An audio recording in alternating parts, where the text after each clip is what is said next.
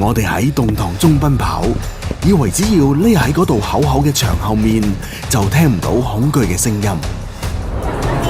我哋喺數字嘅起伏中攀爬，以為抓住咗物質嘅穩固，就能夠填滿心底嘅荒涼。我哋喺愛與被愛嘅裂縫中修補，以為揾到一個肩膊就係終點。但係我哋忘記咗，喺我哋筋疲力盡咁尋找避難所嘅時候，有一雙眼睛亦一直尋找緊我哋。呢個唔係一場偶然嘅邂逅，而係一場預約好嘅重逢。當你相信耶和華是我的避難所，神早已喺度等候多時。但願被愛的溫柔都給你化作美好的守候。縱迷路，彷徨着眼前黑暗，抬頭就有閃閃的星宿。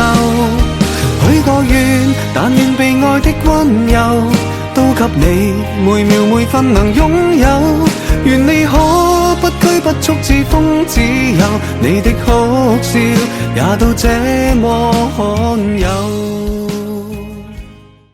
如果你都想喺呢個佳節相信主耶穌，得着福氣、平安同喜樂，我邀請你一齊作以下呢個禱告。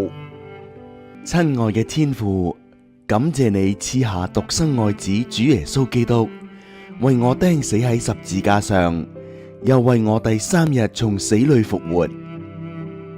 我承認過去喺思想、行為、言語上得罪神，我願意悔改，並相信因主耶穌所流嘅寶血，洗淨赦免我生命中一切嘅罪。現在我打開我嘅心門，接受主耶穌成為我嘅救主同生命嘅主。